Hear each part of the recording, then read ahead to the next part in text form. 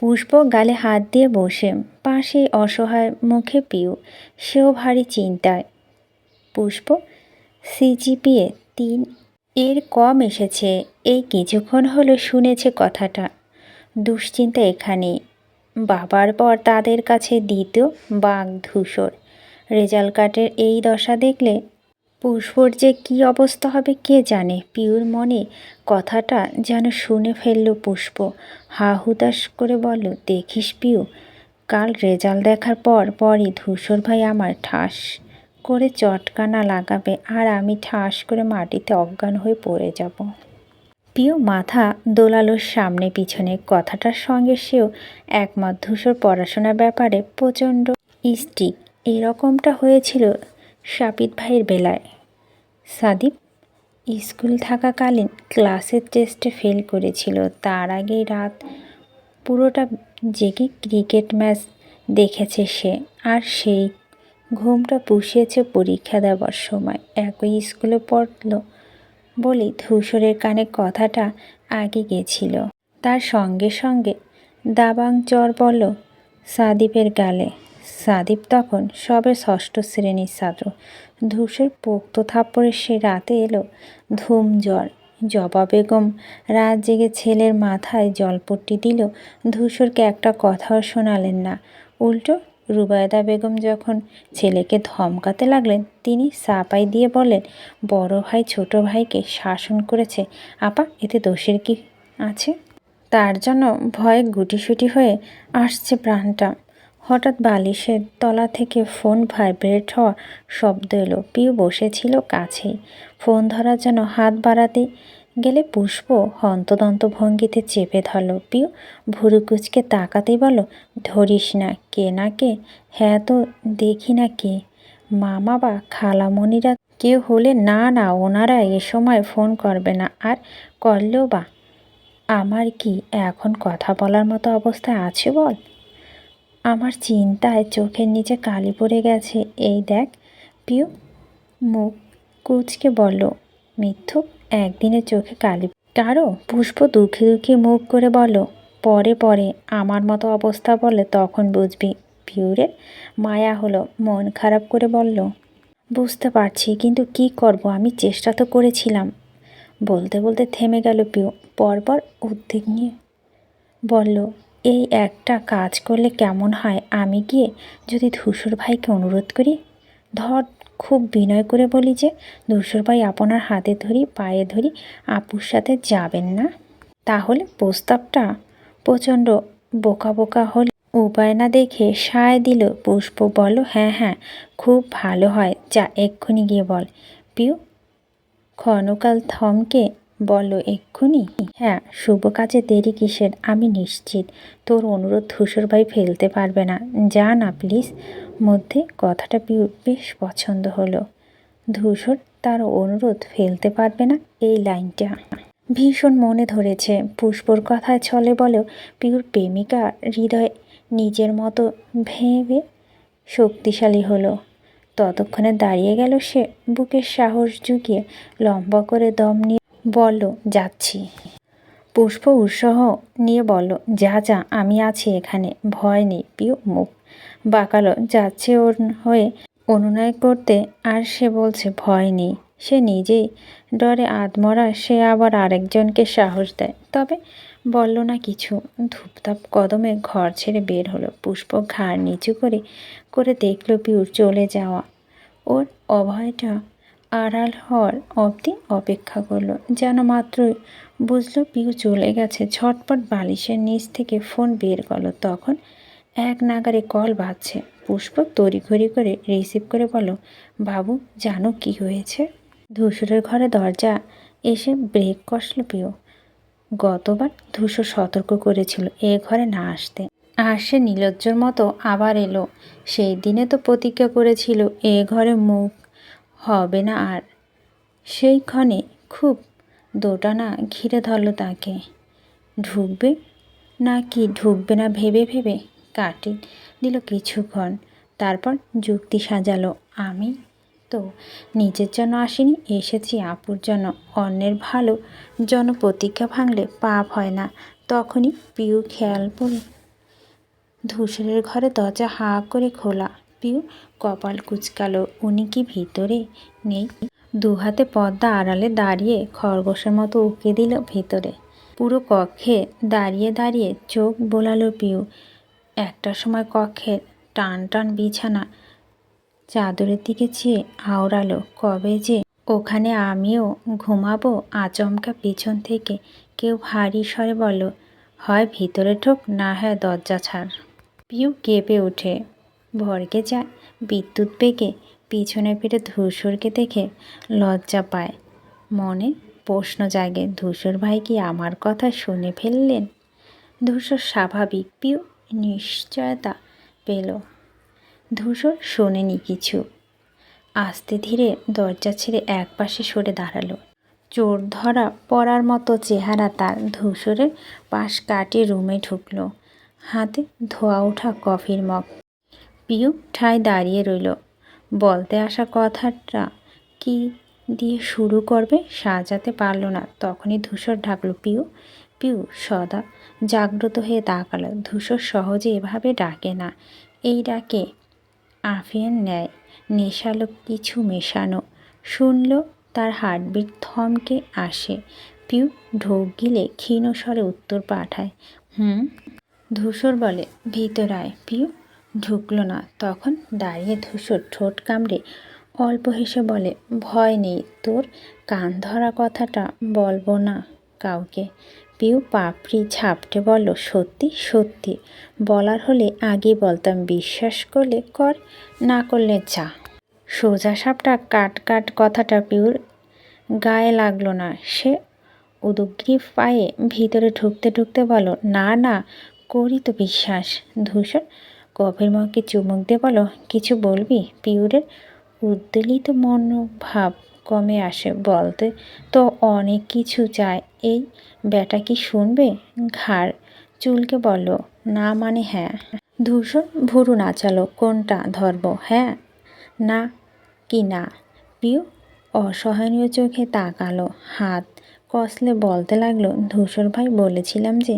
ধূসর পথিমধ্যে রাশভারী কণ্ঠে সুধরে দিয়ে বলল, হোয়াট? ধূসর ভাই? পিউ তোকে না বলেছি ভাইয়া বলে ডাকতে? পিউ শব্দ বাক্য গিলে ফেলল সব।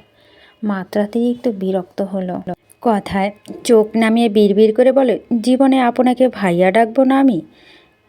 ওইটুকু ভাই বলে তাই দায় পড়ে। কি যেন বলছিলি? পিউ তাকালো। ধূসর ততক্ষণে কম্পিউটার মনিটর চালু করে বসেছে। ধূসরের এক নিরুদ্বেগ ভাবমূর্তি দেখে আরও গুলিয়ে গেল সে। সিদ্ধান্ত নিল মুখে না খোলা। পুষ্প হয়ে ওকালতি করতে এসে দেখা গেল শেষে ওর মাথাটাই নেই। এসব তার দ্বারা হবে না। কিছু না বলে ঘুরে হাঁটা ধরল বেরোনোর উদ্দেশ্যে। হঠাৎই বিছানার পাশে দেওয়ালের দিকে চোখ পড়ল। সে মুহূর্তেই কদম স্থির হয়ে তার সম্পূর্ণ নতুন একটা পেন্টিং ঝুলছে সেখানে। দুটো ডাবল ডাবল কাজল পরা চোখ যেন জীবন্ত চাউনি চেয়ে, নাক ঠোঁট কিচ্ছু নেই, এমনকি কপালও না। পিউ কৌতূহলী হয়ে বলল, এটা কবে কিনলেন ধূসর ভাই? পিছন থেকে জবাব এলো, কিনিনি, বানিয়েছি। পিউ আর কিছু বলল না। এক ধ্যানে পেন্টিংয়ের দিকে চেয়ে থাকলো। দেখতে দেখতে চোখ পিট পিট করলো। এই অক্ষিযুগল ভীষণ চেনা পরিচিত লাগছে। ধরবে ধরবে করেও ধরতে পারছে না। পিউ মনোপ্রাণ দিয়ে চেষ্টা করলো চেনার। আকস্মাৎ পিঠের ওপর উষ্ণ কিছু স্পর্শ থরথর করে শরীর কাঁপুনি দিল। কারো উত্তপ্ত শ্বাস প্রশ্বাস আছড়ে পড়ছে তার কাঁধে, ঘাড়ে, পিঠে, উপরিভাগে। পিউ বরফের ন্যায় শক্ত হলো। প্রথমবারের মতো ধূসর এত কাছে এসে দাঁড়ায়। হৃদয় স্পন্দ 3 গুণ জোরালো হয়। বুকটা ধরাস ধরাস করে লাফিয়ে বেড়ায়। দেখতে দেখতে ধূসরের হাত তার চুল ছোঁয়, পরপর নেমে আসে গলার কাছটায়। বহু কাঙ্ক্ষিত স্পর্শ পিউ আবেশিত চোখ বুজে ফেললেন। সে ব্যস্ত ধূসরকে অনুভব করছে। আচমকা কানে টান পড়ল। ধূসর ধীর হস্তে কানটা খিঁচে ধরে বলল, তদন্ত অনেক করেছিস, যা গিয়ে পড়তে বস। চিরচেনা পুরানো ধমক। মুহূর্তের মধ্যে পিউর সব অনুভূতি থিতিয়ে গেল। হতভম্ব হয়ে হাঁ করে তাকালো ধূসরের দিক। ধূসর চোখ গরম করে বলল, যা। পিউ দুঃখে কষ্টে মেঝেতে চিত হয়ে পড়তে মন চাইল তখন। কোথাও ভাবলো সিনেমার মতো রোমান্টিক ঘটনা ঘটবে একটা। নায়করা যেমন নায়িকাদের পিছন থেকে এসে জড়িয়ে ধরে, এতক্ষণ ধূসরও তাই করবে। সে প্রস্তুতি নিচ্ছিল। পিউরের নাক ফুলে ওঠে, ঠোঁট ভাঙা ভাঙা হয়, চোখ জ্বালা পোড়া করে। একটা আনরোমান্টিক ছেলেকে ভালোবেসে সে শেষ। তার এক সমুদ্র প্রেম এই শীতকালের শুকিয়ে মরুভূমি হলো বলে। পিউ কষ্টটা বুকে চেপে ঘর থেকে বেরিয়ে আসে। পুষ্প ফোনের কথা বলছিল। পিউর পায়ের শব্দ পেতেই ফোন কাটলো তাড়াহুড়ো করে। পিউ ঢুকতে বলে, কাজ হলো? পিউরের রাগ সব গিয়ে পড়ল নির্দোষ বেচারির উপরে। অল্প কথায় জ্বলে উঠে বলো, নিজের কাজ নিজে করতে পারিস না, আমাকে বলিস কেন? অসহ্য। পিউ ঢুকে যায় ওয়াশরুমে। পুষ্প মাথার ওপর দিয়ে গেল সব। সে বলদ বনে চেয়ে রইল সেদিকেই। পুষ্প একটা চিন্তাযুক্ত সকাল আজ। মিনা বেগম প্রত্যেক দিন নামাজ পড়তে উঠে দু মেয়ের দরজা ধাক্কা নামাজের জন্য ডাকেন। পিউ মরার মতো ঘুমায়, টের পায় না প্রায়। ডাক কানে গেলেও উঠতে যায় না অবশ্য। কিন্তু এদিক থেকে কয়েক ধাপ এগিয়ে পুষ্প। ধাক্কাতে ধাক্কাতে হাত খুলে গেলেও সে ওঠে না। মোড়ামুড়ি করে, নানা রকমের ভয় ডর দিয়ে তুলতে হয়। অথচ আজ ভোর 5টায় উঠে বসে আছে সে। ফজরের নামাজ আদায় শেষ। মন প্রাণ দিয়ে আল্লাহ আল্লাহ করতেছে প্রাণে বাঁচানোর জন্য। এরপর ঘরময় পায়চারি করলো কিছুক্ষণ। শেষ রাতে শীতের প্রকট বাড়ে, কনকনে ঠান্ডা। পুষ্পর দাঁত কপাটির বাটি খাচ্ছে বারবার। দুশ্চিন্তায় হাবুডুবু খেয়ে সে আর বেশিক্ষণ বসে থাকতে পারল না। বিপদে একটু সাহারা পেতে চলল পিউর ঘরের দিকে। ওর ঘুম হারাম যখন, ওটাকেও আর ঘুমাতে দেবে না। পুষ্প তৈরি ছিল পিউর দরজা জোড়া করঘাতের জন্য। এই শীতে নিশ্চয় নামাজে ওঠেনি। তার মতে ফাঁকিবাজ কিনা। অথচ দরজা হাত দিতে দেখল আগে থেকে খুলে রাখা। পুষ্প অবাক হলো।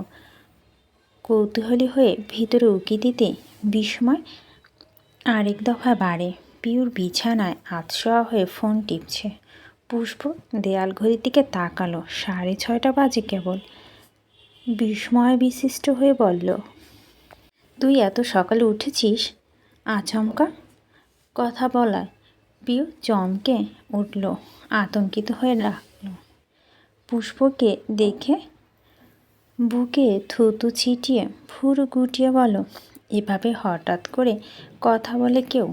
পুষ্প ভিতরে ঢুকে চাপানো দৌড় ফের চাপিয়ে দিল।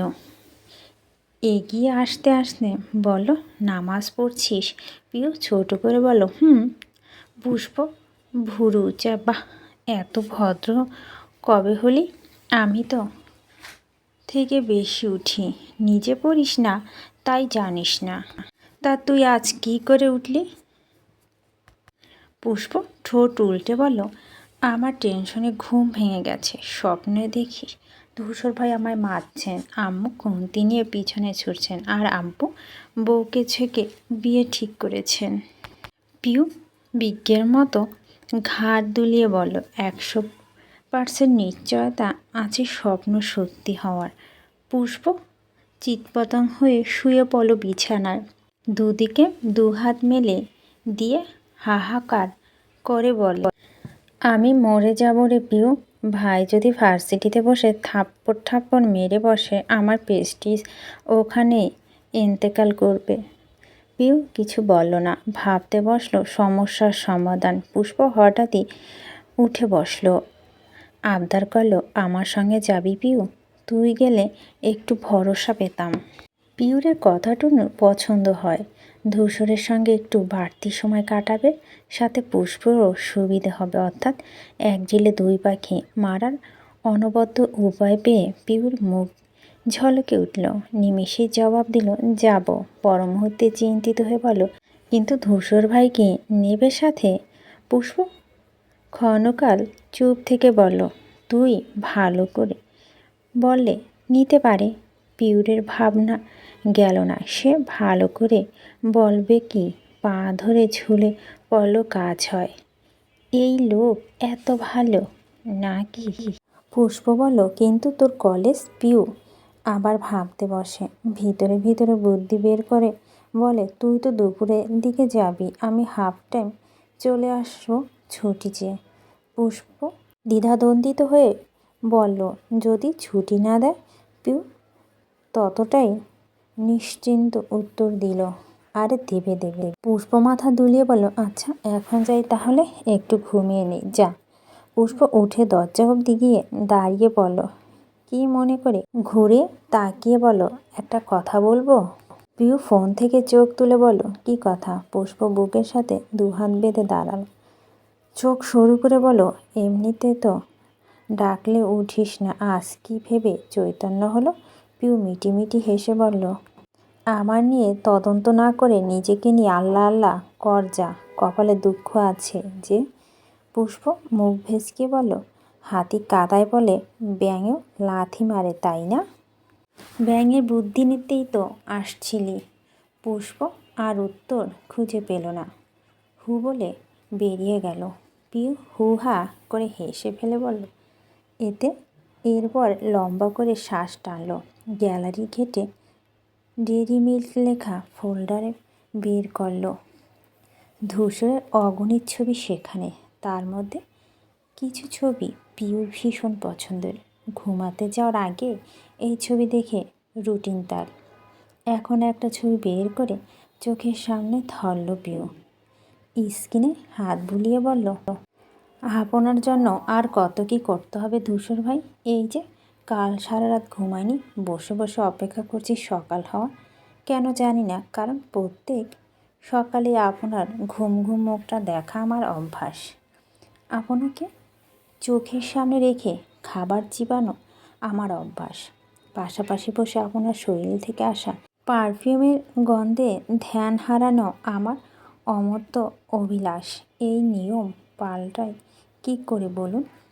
শিকদার বাড়ি পুরুষেরা 7:30টার মধ্যে নাস্তা পাট চুকিয়ে বেরিয়ে যায়। গৃহিণীরা সকাল সকাল তাই লেগে পড়ে কাজে। আমজাদ, আলতাফ, আনিস ব্যতীত এই সময় নাস্তার টেবিলে কেউ থাকে না। হিসেব মতোই এই দিন থেকে যোগ হবে ধূসর। অফিসে আজ তার প্রথম দিন। অফিসের বাড়ি থেকে বেশ কিছুটা দূরে হয়, প্রয়োজনের আগে সময় মেপে বের হতে হয়। ভোরবেলা ঢাকার রাস্তা মোটামুটি খোলামেলা গেলেও 9টার পরে জ্যামে তোপের নড়াচড়া মুশকিল।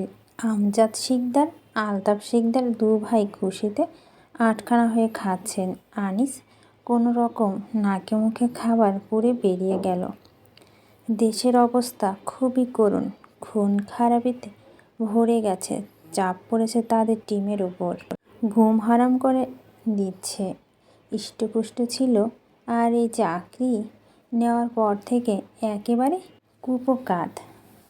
নাওয়া খাওয়া বাদ দিয়ে ছুটতে যায়। আজও তেমন হলো। তিনি বেরিয়ে গেলেন।